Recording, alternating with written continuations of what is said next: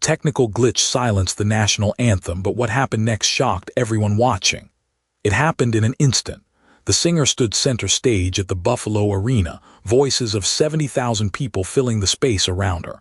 She was midway through "O Canada," hitting the familiar notes that everyone in that crowd knew by heart. Then silence.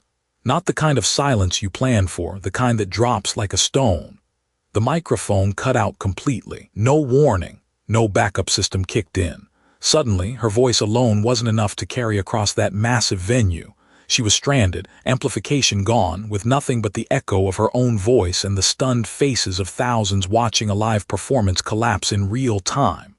The moment that microphone died, there was maybe half a second of dead air. You could feel the tension ripple through the stadium. The singer stood there looking at the tech crew, looking out at 70,000 people who'd come to hear the national anthem performed. And then something extraordinary happened. Someone in the crowd, nobody knows who, started singing.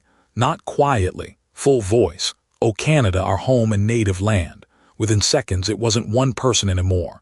It was 10 people, then 100, then thousands. By the time they reached the second line, the entire stadium was singing in perfect unison. 70,000 voices filling that void that the microphone left behind. No amplification needed, no backing track, just pure, raw human sound.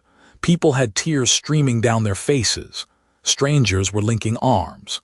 The camera operators in the press box didn't know where to point their lenses because every angle showed the same thing, a sea of people united in something bigger than themselves.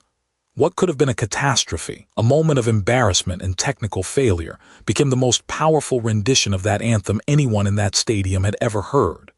The singer eventually stepped back and just let it happen, watching 70,000 Canadians remind each other what their national anthem really meant. What made this moment truly matter wasn't just what happened in that stadium, it was what happened after. The video exploded online. Within hours, it had millions of views. People weren't sharing it because of a failed sound system. They were sharing it because they witnessed something genuine.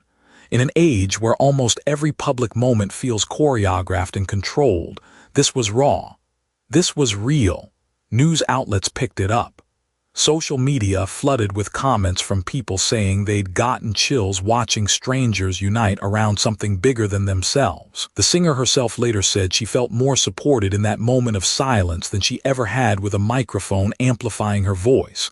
That's the paradox nobody expected. The technical failure became the story. Not the disaster, but the response. People began sharing their own stories of moments that went wrong and somehow became right.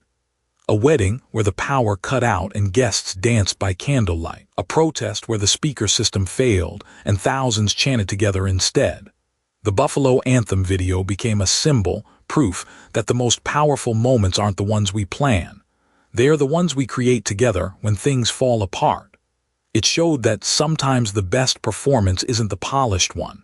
It's the one where everyone gets to participate. Here's what's fascinating about that moment. Most people assume that technical failures breed panic. Event organizers spend thousands on backup systems, redundant microphones, and insurance policies because they're terrified of dead air. But what actually happened in Buffalo revealed something deeper. When the mic cut out, nobody screamed or booed. Nobody pulled out their phones to complain on social media. Instead, 70,000 people made an instantaneous choice. They filled the void themselves. That's the real lesson hidden inside this disaster. Technical mishaps are inevitable. Gear fails, speakers blow, cords get cut. But the response isn't predetermined.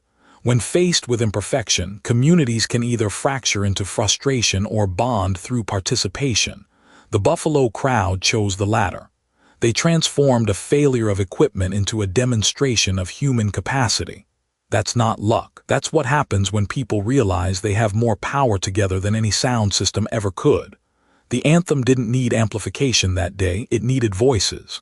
What started as a worst-case scenario became unforgettable precisely because it went wrong. The singer could have panicked. The crowd could have groaned and checked their phones. Instead, 70,000 people chose unity over frustration. That's the real lesson here. Disasters don't define us. Our response to them does. When things fall apart, The communities that thrive are the ones who step in and sing louder together.